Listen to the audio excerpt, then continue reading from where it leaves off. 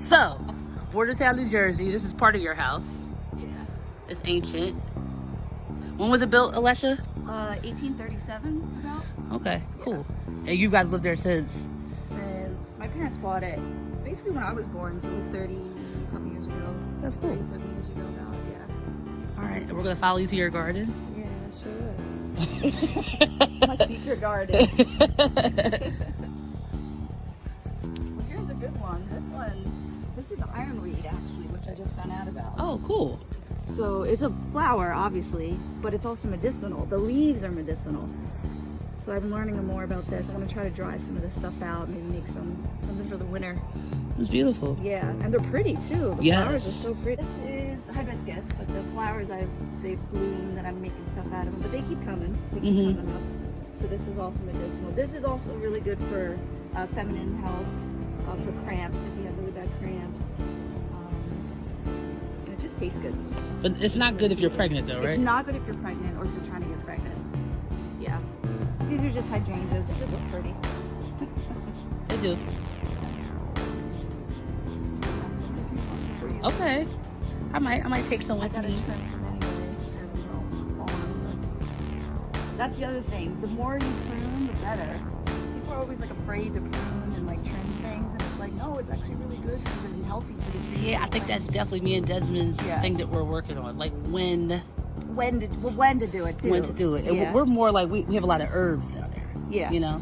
So we're always like, when should we take this stuff from the parsley and the oregano and Right, stuff? right. And I keep telling him, I'm like, just take it. Yeah, yeah. You know? Yeah. I think he's more Because he's like waiting for more or something. Yeah. Right? Yeah. But then if you wait too long and then it blooms like flowers, then you're done. Right. Then it's like overdone.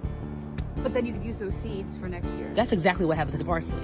Yeah. More flowers. It flowers. So this is a little garden that I have. It's raised bed. Cool. And this is proof that you don't need a lot of land to grow stuff. Mm-hmm. And you can even grow stuff right out of pots. So if you live in a city or someplace, a small apartment, you do not need a lot of room. There's a myth. Right. Oh, I love it. And so of course these are just cherry tomatoes. There's a lot going on in here. But it's like you have enough for you. Right, exactly. There's only 2 of us. And we have more than enough sometimes. We have overgrowth. So we give like to friends and family and stuff. Kale. This is orange thyme. Cool. Which I've never seen before. Could I pick one? Yeah, sure, go ahead. It smells amazing. Oh, no, right here. In the, What's one? Oh, this is part of the this tomato. is part of the tomato. Oh, this looks so fresh and new. Smell it. It smells so good. Doesn't it smell It really good? smells like orange. Yeah, it smells so good. So you can eat that, obviously, or make I'm eating it. Yeah. Oh, wow. This is purple. That's really cool. Purple basil. That's beautiful. It looks I've really seen good. and heard of that one. Yeah. I'm pretty sure I've eaten it too. Yeah, you probably have. But like, look at here. I have, let me just put this down. I have a tomato growing out of this pot. Like, very cool. And when she told me that, I was young, so that's why I was scared. But now I appreciate it. And she was just like walking through the house like, She was sitting at the kitchen table having a conversation with whatever spirit. The spirit was sitting at the kitchen table with her. They were having how old were you? You were just sitting there like like, a teenager. okay. Yeah. So you're like old And enough I'm to like, understand, but you're old still enough to like, understand, but like, this is really scary. Yeah. Like, why aren't you scared? That's Right. what I didn't get. But she was above. She was on another level. but these old houses, man, Yeah. they're so cool. They're so cool. 1850, you said, right? Yeah, about that. Okay. Yeah. One day this will be a cultural art center. Yeah. And community center. Yeah. For wellness. Oh, that'd be a cool place to have a retreat in here. Right? Mhm. One of the many dreams, goals I have. I like it. All right. Plastic-free New Jersey's crib. Can you tell us your name and where you're from and where we are? My name is Alesha Vega, and I'm from planet Earth, but I do live in Wordentown, New Jersey. It's middle of the road, middle of the state, little town. Some people, no one's ever heard of it actually. But it's cute. It's a small town. I've been here for a little bit. I moved away, came back. Everybody always comes back. So we're in Wordentown, New Jersey right now as we speak. Cool. And how did you get started with Plastic Free New Jersey, and how many years has it been going on? So it's been 2.5 years now. And if we really want to get to the start of it, it would have to go back to my childhood, because I was always an environmentalist ever since I was a kid. I was always very aware of my surroundings and keeping everything clean, and I had a love for animals. I still have a love for animals, and nature and biology. So that's when my kind of environmental eco-awareness began. But 2.5 years ago is when I started to go on this plastic-free New Jersey journey. So what started that was, there is a famous National Geographic photograph of a seahorse. Maybe a lot of you have seen it. A seahorse that was attached to a Q-tip in the ocean, this beautiful blue ocean, and the seahorse was holding onto the Q-tip like it was like a branch of coral, like it was like this last like leg of life that it could hold on to, but it was a Q-tip. So it was man-made, it was man put there, human-made, and that poor little thing had no idea what it was wrapping around, thinking it was something good when it wasn't. So that kind of sparked something in me, like, yeah, this needs to stop. Especially the more I read about it, the more I found out about how far plastic is reaching. Like, they found plastic in Antarctica, which is one of the most remote places in the world. So for plastic, humans don't even live in Antarctica. So for plastic to show up in Antarctica, that just really showed how large scale of a problem this is. And I was like, I knew I had to do something. I couldn't just sit idly by, I had to do something. So that's how it really started, that part, the plastic free part. What did you go to school for, and where did you go? So interestingly enough, I went to Rutgers University, the State School of New Jersey, for biology.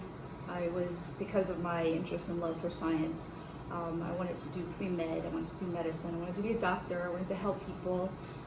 So I was a biology major. But I went on a different route, and I became definitely more socially conscious, socially aware of the injustices that were happening around me. I was lucky to have been privileged enough to not have been exposed too much to some of the injustices personally, but it doesn't matter, because if it happens to one of us, it happens to all of us.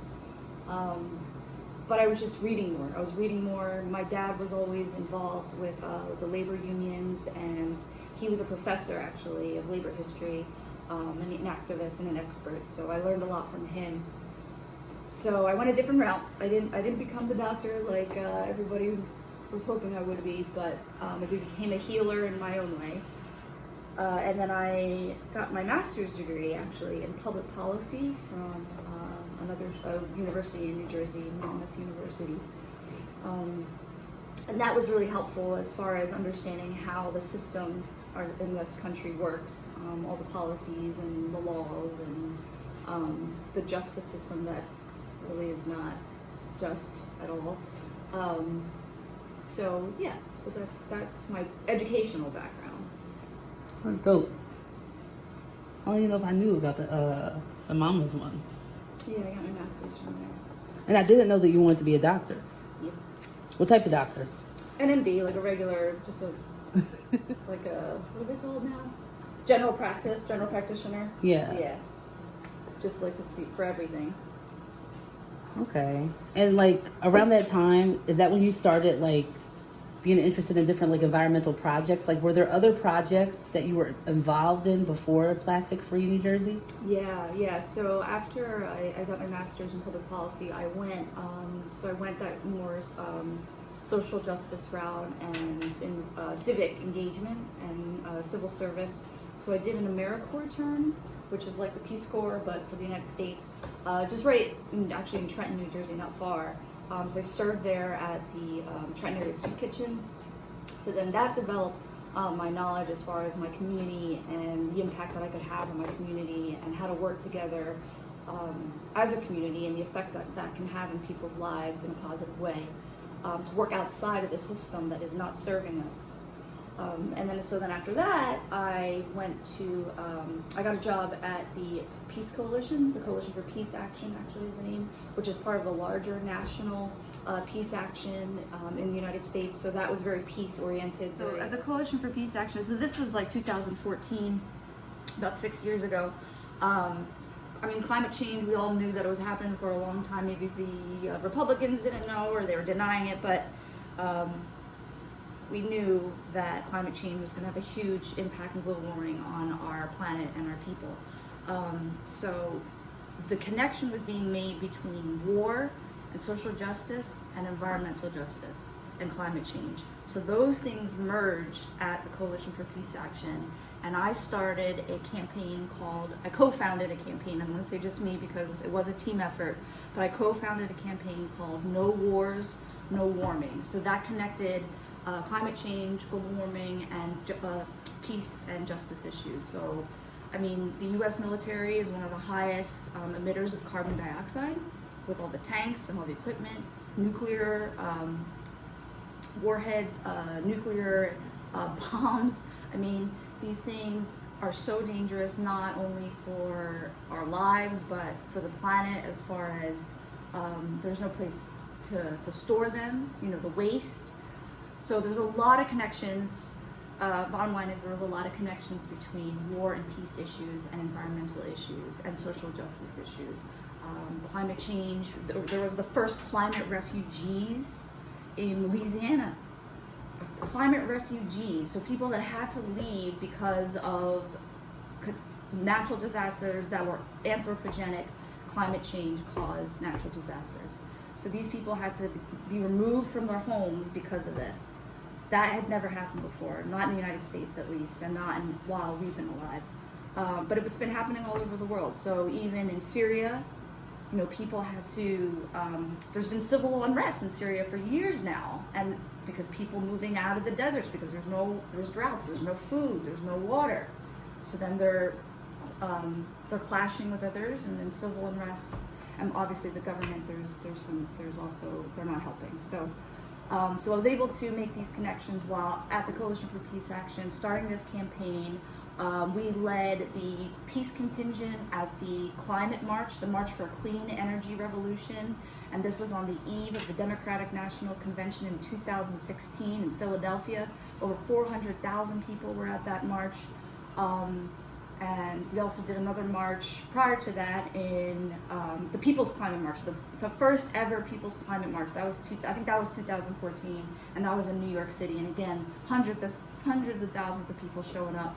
And that was even when President Obama was the president at the time. So this is an ongoing issue. This is something that everybody has to address because it affects all of us. So that was my legacy that I left at the Coalition for Peace Action, but also still carry on with me in my everyday practice, in my workshops, and when I talk to people and educate people.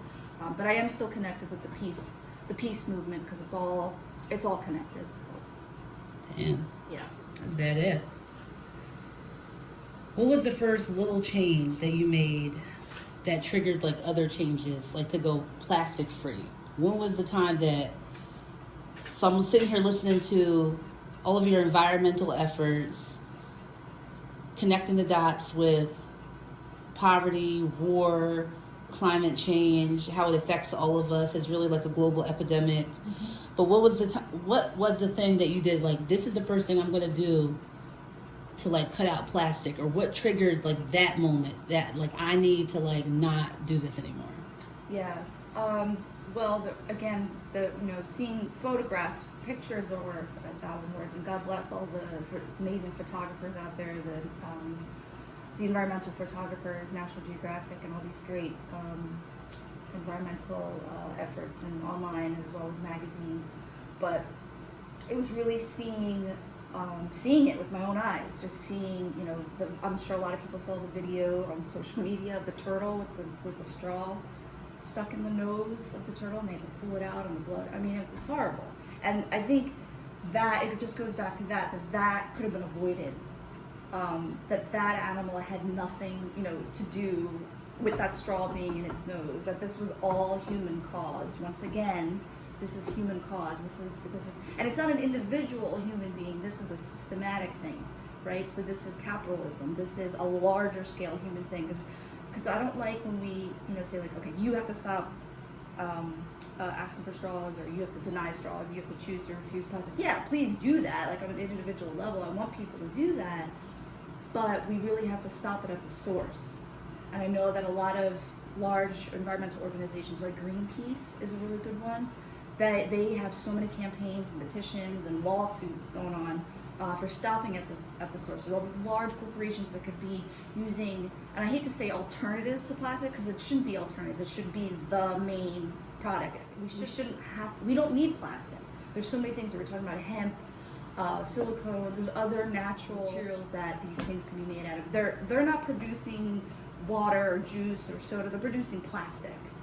And plastic production emits carbon dioxide. So once again, back to climate change. The plastic industry is related to climate change and related to pandemics, to viruses too, actually. So I think it was a combination of all those things, seeing the photographs, seeing the videos.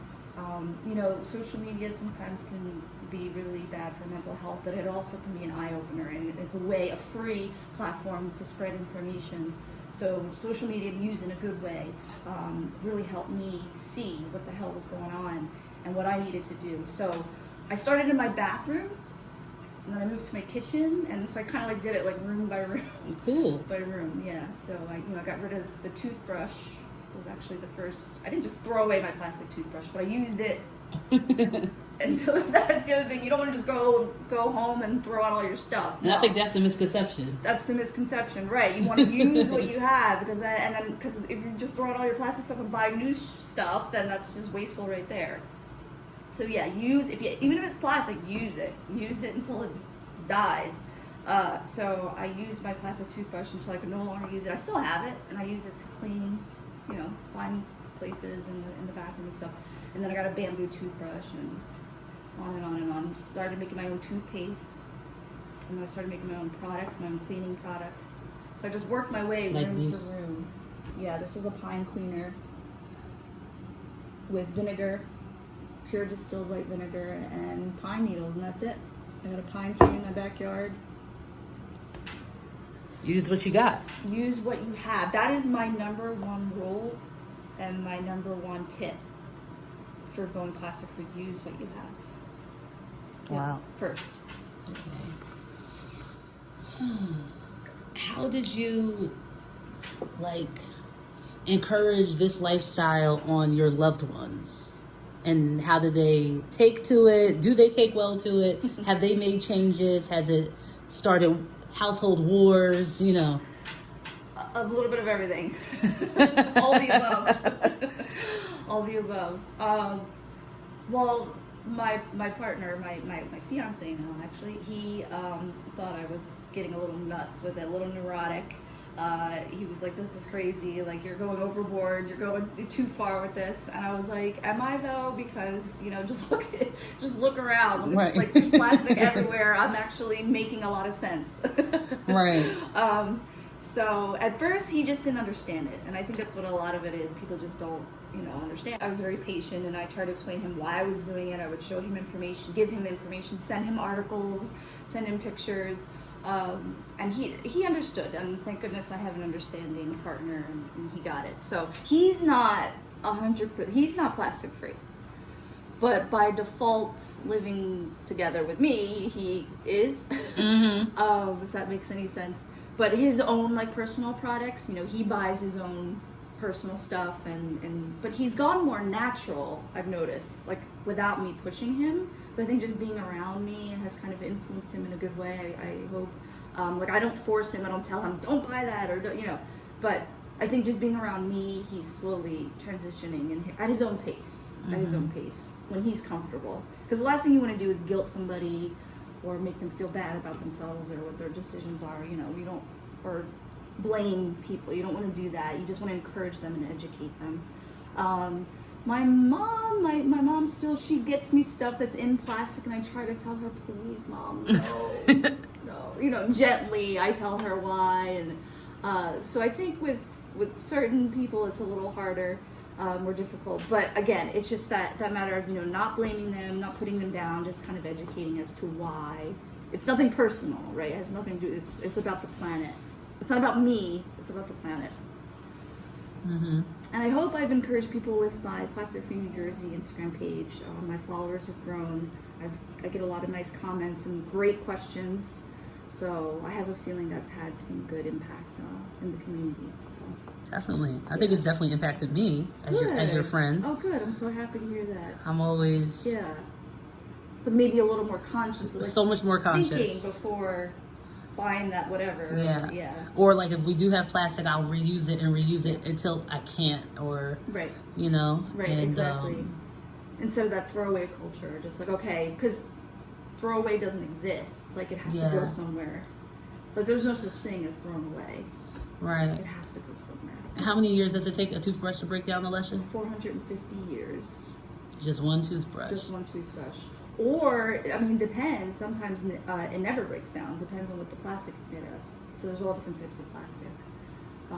But generally, plastic in general is 450 years. Doesn't it trip you out that like our cars are just one big, like $30,000 piece of plastic? Plastic, yeah, that trips me out. Because there were steel cars. Yeah, there were. Yeah. Plastic. Yeah.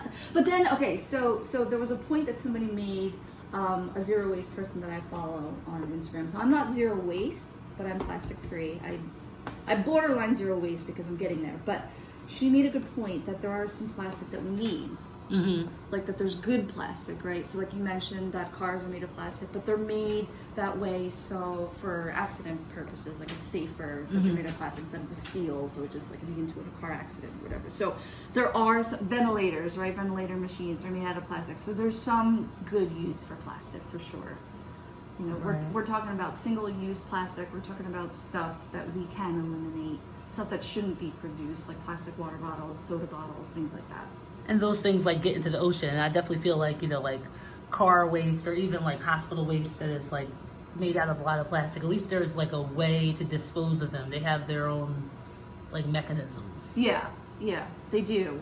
Yeah, no, that's exactly right. And the mention of the getting into the ocean, every piece of trash ends up in a waterway. Like that's like even if it's in the forest or on land, it always ends up in the water.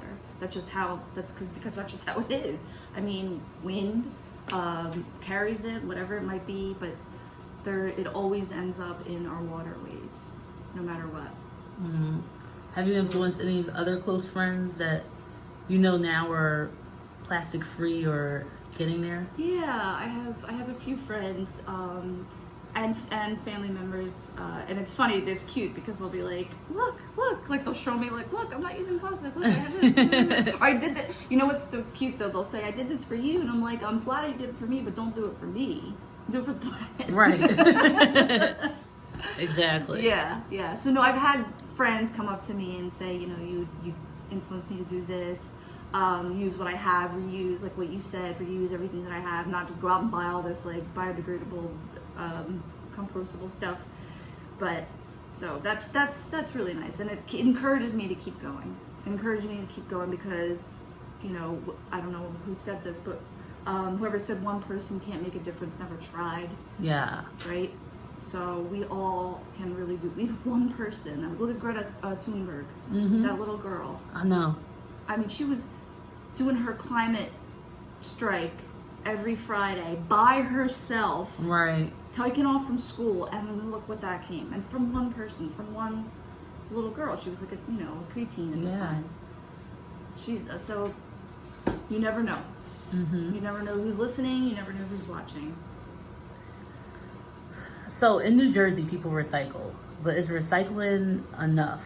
And what else can we do or should we be doing? And I asked that question because where I live at in New Orleans, which is right by the Gulf, I'm really in shock by the lack of care for their environment, especially because it's so beautiful and tropical, but people like just drink things and throw it out the window all the time. And I don't think that they have a real recycling regimen.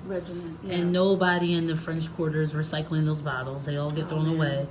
And they're always giving you stuff in plastic cups. And I think about that a lot because of you. Because of you, I think like once I can like remedy this in myself and in my household, maybe I should start something there because somebody needs to. Yeah. There's a couple organizations there that you can meet them like once a month, and they will meet, like you could like keep all your bottles and your beer cans, and they will drive to like Baton Rouge or Georgia and recycle it. Oh, okay. Yeah. No, that's a good point because once you see it, you can't unsee it. Right. Right? Once you see the problem, you cannot unsee it. Plastic is everywhere. And I don't think you realize it until you start that transition. You're like, oh my God, like I think about it myself, like 2.5 years ago, all the plastic that I used, like I can't believe it. Like I wouldn't be caught dead using that plastic now. Right. So yeah, it totally changes your mindset, but not obviously, but that's just you, that's just me, that's, not everybody.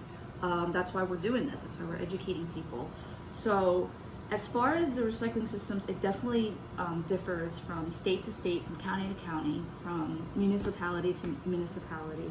So like not every county or municipality composts, not every city or county recycles, unfortunately, and recycling is not enough. To answer your question, recycling is not enough. Only 9% of the stuff that we recycle gets actually recycled. Because of the sorting processes that we have in the United States. So if anything is contaminated or anything that has if you don't clean it out, then they can't recycle it. And not everybody's going to clean out every single bottle, even a pizza box. You can't recycle a pizza box if it has grease on it. Oh, wow. And that's cardboard. That's not even plastic. So those are just some of the examples. So it's a multifaceted problem. It's a huge problem. We have everything against us. We have the corporations against us. We have a recycling system that doesn't work that's against us. I mean, China stopped taking our plastics because we were dumping all of our plastics and all of our trash on them. They stopped taking it, which obviously rightfully so makes sense. And obviously it's not just the United States, it's the whole world. Like the whole world has to get better at this. But I think there are some countries that are making huge strides to work on this. I know that Germany, and France, a couple countries in Europe have eliminated single-use plastic cutlery completely. You can't get a fork or a knife or whatever, a plate, a cup in plastic. So that's just policies, laws that they've enforced. So here in New Jersey, there is a single-use plastic bag ban that went through the legislature in the Senate, so the New Jersey legislature, but it needs to be passed in the Assembly, and I think because of the recent COVID situation that slowed that down, because there is a lot of takeout food and the restaurant industry is hurting and everything, so that's definitely slowed that down. But there are policies being made for change, for good. So call your representatives, show up to those town hall meetings with your mask on, make appointments with your legislators, and again, it's at the local level is just as important, right? Because that's where you're throwing your trash out in your front yard, Right. or recycling in your front yard, and you're leaving it to your municipality. So you have to get involved. What's going on? Start looking up. Go on the website, the waste management website. So there's a waste management website, and then you can go by state, and then you can go by your municipality to look at the regulations, what they accept, what they don't accept. It's good to know. And then the other thing is, we could do a whole segment on this. So everybody knows the arrows, right? The green arrows. Mm-hmm. Just because it has that doesn't mean it's recyclable. So that just distinguishes what type of plastic it is, because there's a number. Remember that you've seen, I'm sure. There's a number inside the recycling arrows, so that determines what type of plastic it is and if it can be recycled. So in general, most definitely 3, 6, and 7 cannot be recycled at all. It's not recyclable. So that's styrofoam. That's a lot of the polyethylene stuff that you get from takeout. So basically like 3, 6, 7 are like the horror numbers. If you see those, they can't be recycled. So each number means something. Just because it has the arrows does not mean it's recyclable. So a lot of people don't know that. Again, I didn't know that. I didn't know that when I started. It's complicated. It's actually pretty complicated, and I'm still learning. I don't know everything. But do your research. We have the internet, right? So go on your local website, your municipality's website, and see what they're doing or not doing. And maybe you can start making a difference in your own town or city. Right. That's what I was going to ask. Is there one single change that an everyday person should do to make their planet a better place? Yeah, I think one of the easiest things that we all can do, well, 2 things, is have a reusable water bottle, right? It's hot right now. Staying hydrated is really good. It's really healthy all year round. Bring your reusable water bottle with you. If you have access to clean water, I know not all places have access to clean water, but if you can, please bring water to your communities, or bring water to your neighbors who don't have access to clean water. And bring that water with you. Don't buy water, for God's sakes. Don't buy water bottles. If there's one thing that you can do, is not buy water bottles. I can show you. I have like a huge thermos I bring if we go to the beach. I have another water bottle I bring with me every day. I know it's a lot to carry, but you can leave it in your car, throw it in your purse, whatever. And the other thing is a reusable grocery bag.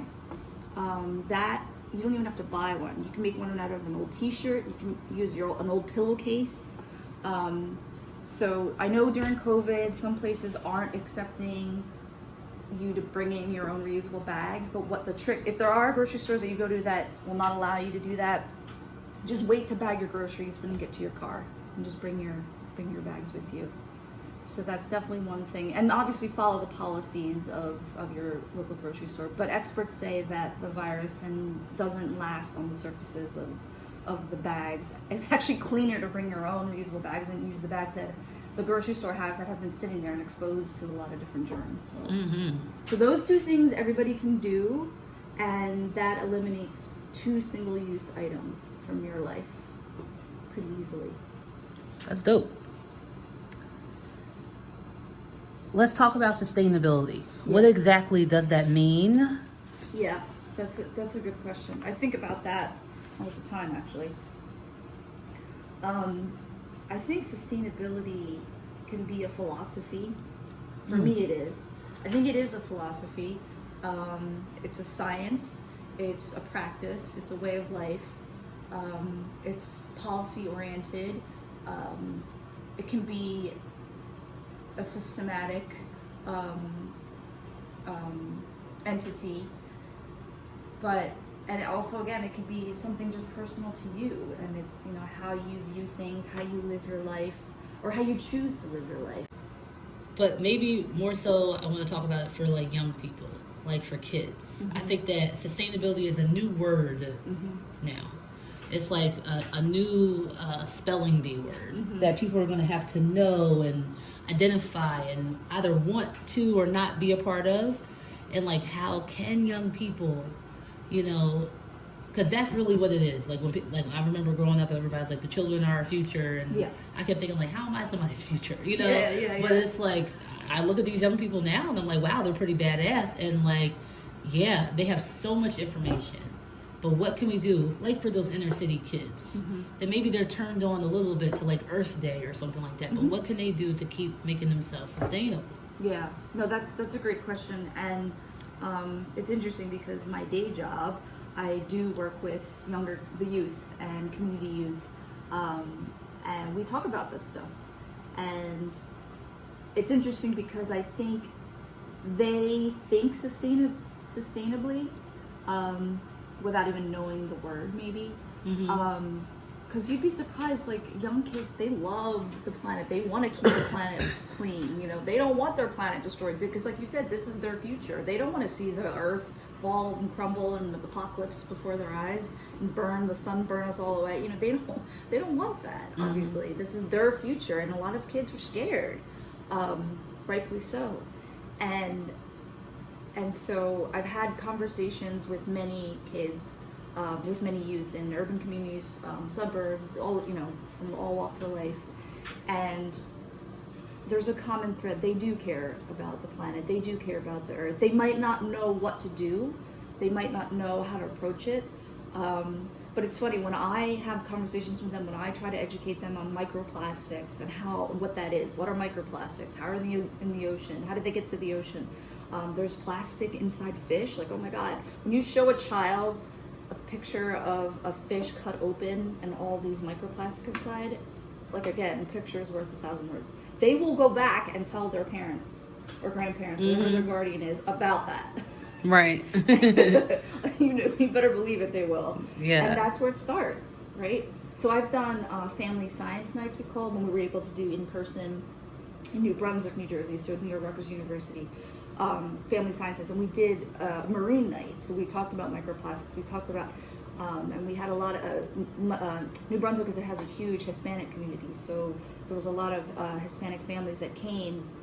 And when I was telling the kids about the microplastics, and I was explaining what they could do, you know, with the reusable straws or the reusable water bottles and things like that, their parents were coming over and they were looking. They're like, oh, like, this is not just for kids. Right. This is for everybody. So that was really cool. So I guess my point is, let's talk to our children. Let's talk to our youth. You know, I have followers. I have a 15-year-old girl that follows me on Instagram, and she is so intelligent. You know, we do not give our youth enough credit. Right. These kids are so smart. They're a lot smarter than what I was at that age. I mean, they are so aware of whether it might be their, you know, their identity as a person, their sexual identity, you know, or aware of the planet and what the planet needs and what the planet doesn't need. I mean, they are so aware. I don't know why, if it's social media or what it is, but these kids, they are a lot smarter, and I think we take that for granted. And they're very perceptive, and they will talk to their parents and their guardians and let them know what's up and what needs to be done. So I think we just need to keep. And I'm so proud of some of these youth leaders, these indigenous youth leaders. I mentioned Greta Thunberg earlier.